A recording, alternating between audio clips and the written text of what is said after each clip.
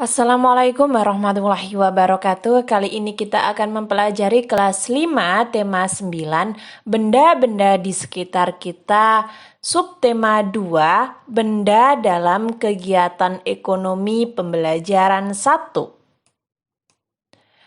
Pada minggu siang, Lani asik menonton televisi. Di televisi ada iklan sirup. Lani terpengaruh iklan sirup di televisi. Lani ingin membuat es sirup. Lani kemudian meminta ibu untuk mengajarkan cara membuat es sirup. Saat hendak membuat es sirup, ternyata gula di dapur habis. Ibu lalu meminta Lani membeli gula di warung. Dengan senang hati, Lani membeli gula di warung. Setelah membeli gula, Lani dan ibunya melanjutkan membuat es sirup. Dalam larutan sirup terdapat 2 penyusun larutan, yaitu air dan gula. Oleh karena itu, sirup termasuk zat campuran. Air dan gula sebagai penyusun larutan sirup merupakan zat tunggal. Itulah contoh zat tunggal dan zat campuran. Bagaimanakah perbedaan antara zat tunggal dan campuran? Temukan jawabannya pada uraian materi berikut. Iklan elektronik banyak jenisnya. 3 di antaranya yang akan kita pelajari saat ini. Ketiga jenis iklan tersebut adalah iklan radio, televisi, dan internet. Bagaimanakah karakteristik ketiga iklan elektronik tersebut? Ayo baca satu persatu uraian singkat berikut. Nah, ada iklan radio. Iklan radio merupakan media auditif yang bersifat atraktif. Artinya, radio adalah media yang mengandalkan pendengaran untuk menyapa pendengarnya. Oleh karena itu, pemaparan iklan melalui media radio memiliki karakteristik atau ciri khas. Iklan di radio hanya dapat didengarkan melalui audio atau suara. Suara yang diperdengarkan dapat berupa voice atau suara atau kata-kata manusia yang teratur, musik, dan juga efek suara. Yang kedua, iklan televisi. Iklan televisi adalah iklan yang disiarkan melalui televisi. Iklan televisi sangat menarik karena merupakan kombinasi dari suara, gambar, dan gerak. Iklan televisi memiliki karakteristik yaitu dapat dilihat dan didengar. Oleh karena itu, iklan yang disampaikan melalui televisi sangat menarik perhatian dan mengesankan. Iklan internet. Yang ketiga ini iklan internet. Iklan internet adalah iklan yang ditampilkan melalui jaringan internet. Bentuknya beragam. Ada iklan yang hanya dapat didengar, ada pula yang dapat dilihat sekaligus didengar. Iklan internet muncul sesuai perkembangan teknologi informasi. Iklan internet mampu meningkatkan kapasitas dan kecepatan perputaran informasi. Melalui internet, informasi dapat disampaikan secara dramatis dan interaktif. Ayo mengamati. Paparan iklan melalui radio. Untuk menayangkan iklan melalui radio perlu dibuat naskah terlebih dahulu. Naskah iklan radio sesuai konsep dari produk yang akan diiklankan. Naskah iklan radio dibuat dengan mempertimbangkan skenario iklan, baik dialog, monolog, musik, maupun efek suara. Musik dan efek suara dalam naskah iklan radio diperlukan untuk menciptakan suasana yang mendukung skenario. Amati papan iklan radio melalui naskah berikut. Iklan pewangi ruangan.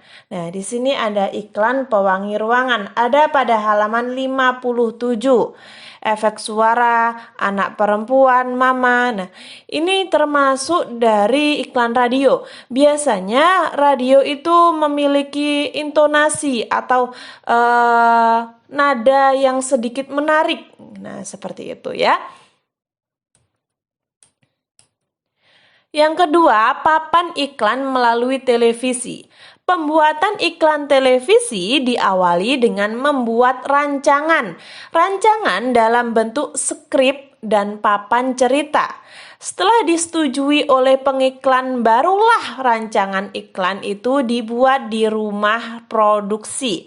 Berikut contoh paparan iklan melalui televisi. Nah, seperti ini. Berdasarkan gambar iklan melalui televisi di atas, kamu dapat mengetahui isi iklan yang akan dipaparkan melalui televisi.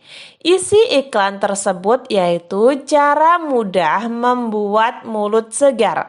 Hanya dengan permen karet plant segar.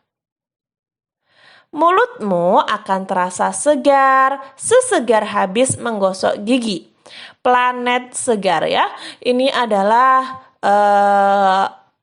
pasta gigi yang bisa membuat kalian segar atau permen ya. Permen, lebih tepatnya permen. Setelah gosok gigi, kalian memakan permen agar mulut kalian terasa segar. Ini termasuk iklan ya. Yang ketiga, paparan iklan melalui internet. Yumimi, mie instan saat bersantai jadi semakin hangat. Itulah salah satu contoh iklan yang dipaparkan melalui internet. Iklan di atas merupakan iklan internet jenis banner. Iklan internet jenis banner yaitu iklan pada papan iklan mini yang tersebar pada sebuah halaman web. Isi iklan internet tersebut adalah menawarkan produk makanan. Produk makanan yang ditawarkan adalah mie instan dengan merek Yumimi. Mie instan ini dapat dinikmati saat sibuk atau santai, baik sendiri maupun bersama teman-teman. Yumimi merupakan makanan cepat saji yang enak jika dinikmati saat masih hangat. Suasana pun akan semakin hangat dengan ditemani Yumimi. Ayo berlatih. Kamu telah memahami berbagai bentuk iklan elektronik. Sekarang coba kamu pilih satu bentuk iklan elektronik yang sudah kamu pelajari sebelumnya. Buatlah contoh iklan elektronik. Cantumkan naskah iklannya. Jika iklan yang kamu pilih iklan radio atau iklan televisi, kemudian tuliskan skrip dan papan ceritanya. Jika kamu memilih iklan internet, tempelkan iklan pada lembaran kertas.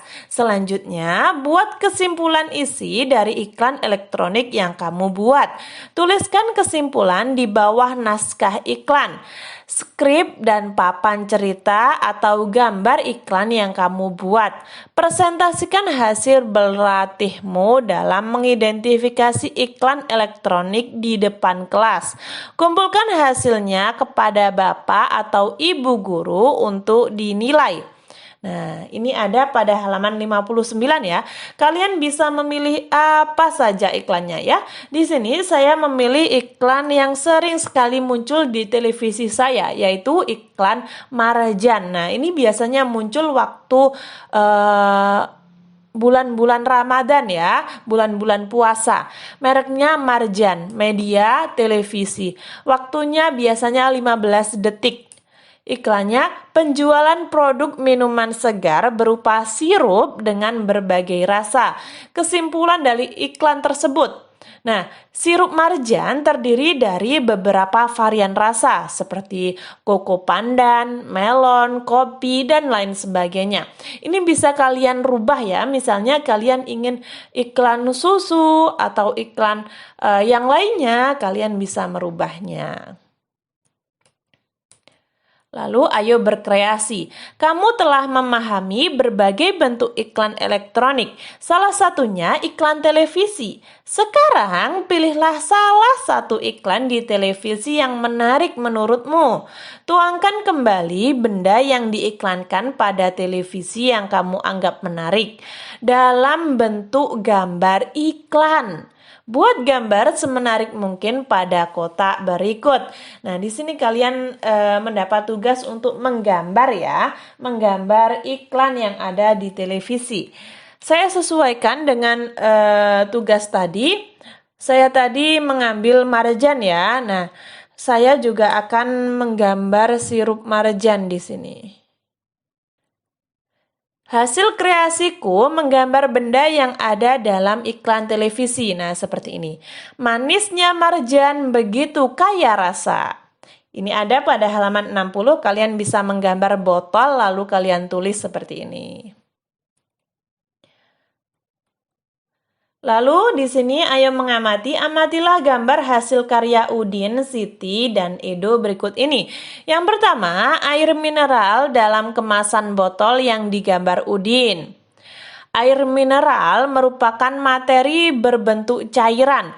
Air mineral termasuk zat tunggal yang berupa senyawa. Air mineral tidak memiliki rasa dan bau. Air sangat penting bagi kehidupan manusia. Manusia membutuhkan 8 liter air mineral dalam 1 hari 1 malam. Air mineral Aquada membantu kita mencukupi kebutuhan tubuh akan 8 liter air. Ini contoh dari iklan ya. Lalu yang kedua ini minuman ringan manis yang digambar Siti. Minuman ringan manis sama dengan air mineral. Minuman ringan manis adalah materi yang berbentuk cairan. Akan tetapi, minuman ringan manis bukan zat tunggal. Minuman ringan manis merupakan zat campuran homogen. Kemarin kita sudah sempat mempelajari tentang campuran homogen, heterogen, zat campuran, lalu zat tunggal. Masih ingatkah kalian? Yang ketiga, secangkir kopi tumbuk yang digambar Edo. Secangkir kopi sama dengan minuman ringan. Secangkir kopi adalah materi yang berbentuk cairan dan merupakan zat campuran. Akan tetapi, secangkir kopi tumbuk bukan zat campuran homogen seperti minuman ringan manis, melainkan zat campuran heterogen. Kamu telah memahami tentang materi, zat tunggal, dan zat campuran. Apa sebenarnya materi, zat tunggal, dan zat campuran itu? Yang pertama, materi. Materi adalah setiap objek atau segala sesuatu yang menempati ruang dan mempunyai massa. Banyak jenis materi di lingkungan sekitarmu, misalnya air, batu, pasir, tanah, kayu, besi, emas, plastik, dan oksigen atau udara. Materi yang banyak jenisnya tersebut dapat dikelompokkan menjadi benda padat, cair, dan gas. Berdasarkan komponen penyusunnya, materi dibedakan atas zat tunggal dan zat campuran. Yang kedua, zat tunggal atau disebut zat murni adalah zat komponen penyusunnya hanya satu zat atau materi. Zat tunggal dapat berupa unsur dan senyawa. Unsur. Nah, apa sih unsur itu? Unsur adalah zat kimia yang tak dapat dibagi lagi menjadi zat yang lebih sederhana. Ada dua jenis unsur, yaitu unsur logam dan non-logam. Contoh unsur logam adalah perak, besi, emas, dan platina. Adapun contoh unsur non-logam antara lain hidrogen, oksigen, nitrogen, dan karbon. Nah, sekarang ada senyawa. Senyawa adalah zat tunggal yang terbentuk dari beberapa unsur. Contoh unsur senyawa adalah garam, air, dan gula. Setelah itu, zat campuran. Zat campuran adalah zat yang komponen penyusunnya terdiri atas dua atau lebih zat atau materi. Berdasarkan sifatnya, zat campuran terdiri atas zat campuran homogen dan heterogen. Apa sih zat campuran homogen? Zat campuran homogen adalah campuran yang terdiri atas dua materi atau zat yang dapat menyatu secara merata. Contoh campuran homogen antara lain sirup. Nah, sirup itu campuran. Kenapa kok dibilang campuran? Karena sirup itu perpaduan antara campuran gula, pewarna, dan air. Lalu larutan oralit. Oralit itu dari air dan garam, lalu udara. Lalu zat campuran heterogen adalah campuran yang terdiri atas dua zat atau materi berbeda yang tidak dapat menyatu secara sempurna. Contohnya, kopi tumbuh, air dengan tanah, air dengan minyak. Nah, ini sangat kelihatan ya ketika air dengan minyak. Air dengan minyak ketika disatukan maka minyaknya tidak bisa tercampur dengan air. Minyaknya mengambang atau mengapung di atas. Nah, begitu juga dengan air dengan tanah. Tanahnya awalnya membuat air tersebut berwarna kecoklatan. Setelah beberapa menit, tanah tersebut akan mengendap di bawah. Nah, jadi kelihatan kan mana airnya, mana tanahnya. Nah, ketika kelihatan seperti itu, maka dinamakan heterogen atau tidak tercampur dengan sempurna. Sekarang buatlah kesimpulan tentang materi berdasarkan uraian di atas. Nah, tadi ada materi ya. Lalu materi ada zat tunggal ada unsur. Nah, unsur sendiri itu contohnya ada oksigen, karbon, nitrogen. Lalu tadi juga ada emas ya. Senyawa contohnya garam, air, dan gula. Lalu ada juga zat campuran. Zat campuran dibagi menjadi dua, yaitu homogen dan heterogen. Homogen contohnya sirup, oralit, dan udara. Sedangkan heterogen contohnya ketika air dan kopi dicampur atau dengan tanah atau dengan minyak. Kurang lebih seperti itu. Ini ada pada halaman 63 ya teman-teman. Bagaimana? Apakah teman-teman sudah paham? Atau mungkin saya terlalu cepat berbicara atau terlalu cepat ketika menerangkan? Kalian bisa tulis di komentar ya, agar saya bisa memperbaikinya. Ayo mencoba. Kamu telah mengetahui adanya zat campuran homogen dan heterogen. Apakah kamu sudah bisa menuliskan perbedaan antara campuran homogen dan heterogen? Coba sekarang lakukan percobaan di bawah ini. Selanjutnya, berdasarkan hasil percobaanmu, tuliskan perbedaan-perbedaan antara zat campuran homogen dan heterogen. Lalu, lakukan percobaan secara kelompok. Satu kelompok minimal 6 orang. Bapak atau ibu guru akan membantu membagi kelompok dan mendampingimu melakukan percobaan. Setiap kelompok membuat 2 percobaan. Untuk melakukan 2 percobaan, anggota kelompok dibagi 2. 2 percobaan yang harus dilakukan setiap kelompok yaitu membuat larutan air gula dan air kopi. Adapun bahan dan peralatan yang harus dipersiapkan sebagai berikut. Peralatannya yang pertama, gelas plastik transparan, sendok plastik, lalu bahannya air, gula putih, kopi bubuk. Nah, langkah-langkahnya seperti ini. Ini langkah-langkahnya kalian bisa membaca sendiri pada halaman 64 ya. Di situ ada langkah-langkahnya. Kalian silahkan melakukan percobaan di rumah masing-masing. Ketika kalian merasa kesulitan, kalian bisa bertanya kepada saya. Tulis saja di komentar ya. Nah, misalnya anggota kelompok, kita akan menuliskan hasil laporan. Ini ada pada halaman 65 yang paling atas. Misalnya anggota kelompok kalian namanya Andi, Niko, Rizka, Wafik ya. Kalian bisa sesuaikan dengan nama teman-teman kalian masing-masing. Percobaan yang dilakukan membedakan campuran homogen dan heterogen. Alat dan bahan. Nah, ada gelas plastik transparan dan sendok plastik. Lalu bahan-bahannya ada air, gula, kopi bubuk.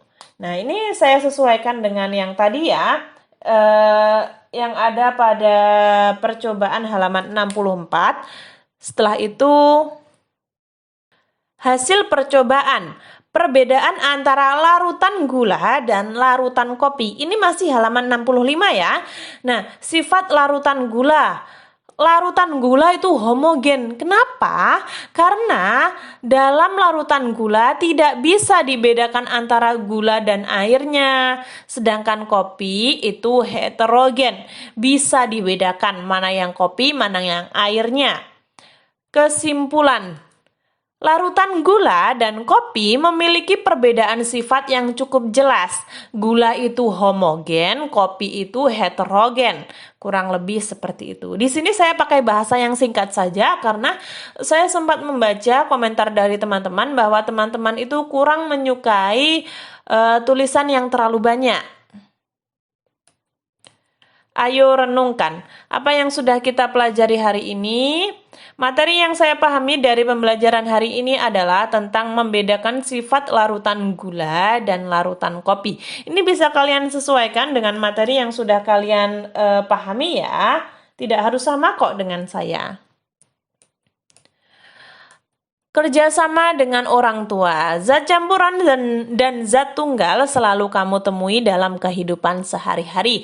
Misalnya air minum dan adonan masakan atau kue yang dibuat ibumu. Sekarang coba kamu tanyakan cara ibu membuat makanan yang pernah disajikan buat keluargamu. Misalnya adonan bakwan, kue, dan minuman. Tuliskan adonan bahan makanan yang disampaikan. Tuliskan zat campuran adonan yang ibu buat. Tuliskan dalam buku tugas hasil tanya jawab kamu dengan ibumu.